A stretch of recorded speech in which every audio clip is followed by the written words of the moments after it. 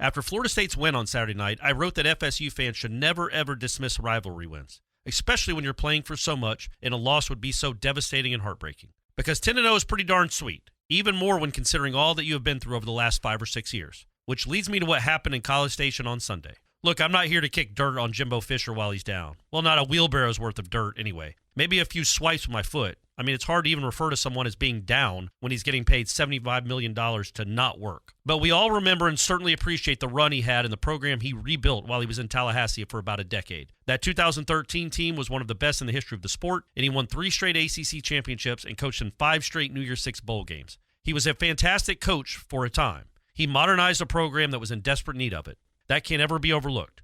But what Jimbo never realized, and I bet he still doesn't, is that he needed Florida State as much as Florida State needed him. Maybe more so, actually.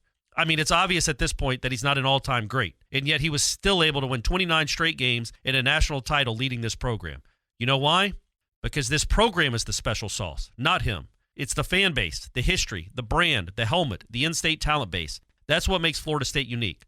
Fisher complained so much during his time in Tallahassee about what he wanted, about how hard it was to get things done or built or paid for or whatever, that he never came close to appreciating just how great a job he had. He intimated repeatedly that Florida State wasn't committed to winning, which is laughable. He needed more resources, more money, more stuff, more. And then he went to a place that is more than anyone could ever know what to do with, and he fell on his face. Meanwhile, 6 years later, the place that isn't committed to winning is 10-0 and ranked in the top 4 in the United States. I wonder, truly wonder, on a day like Sunday, if it ever hits Jimbo how completely idiotic a decision it was to leave Tallahassee to go coach in that wasteland of football talent in College Station.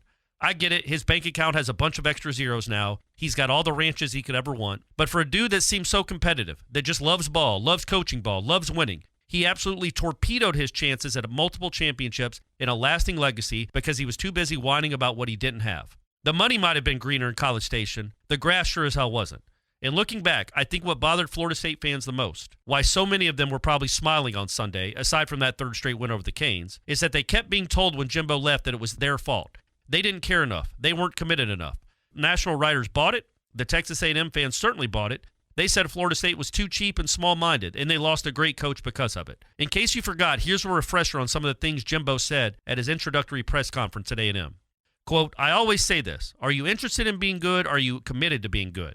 You can have the greatest coaches in the world, but if the administration doesn't see things in the way you see things and allow you to do things that way, nothing can be achieved.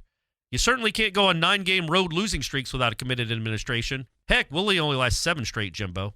All right, I said I wasn't going to bring the wheelbarrow out, so I'm putting it away. But again, all we heard during that time was how crazy Florida State was for not giving Jimbo everything he wanted. That was the constant refrain in 2017, even though he did get just about everything he wanted when he was here. Now, it didn't help matters that Jimbo's replacement was an accelerant to the 3-alarm fire the program become in Fisher's final years, so some ugly, awful seasons ensued. And Florida State was a punchline for a few years. Even Texas A&M fans, whose program hadn't won a national title since Bobby Bowden was a 10-year-old boy, had the audacity to make fun of FSU's plight. Well, they're not laughing anymore. Their savior, the one that Florida State fans warned them about, just got canned. He has now become the punchline, and they still owe him the GDP of a small country to go away. Florida State, meanwhile, is about to be 11-0 heading into the regular season finale with Florida.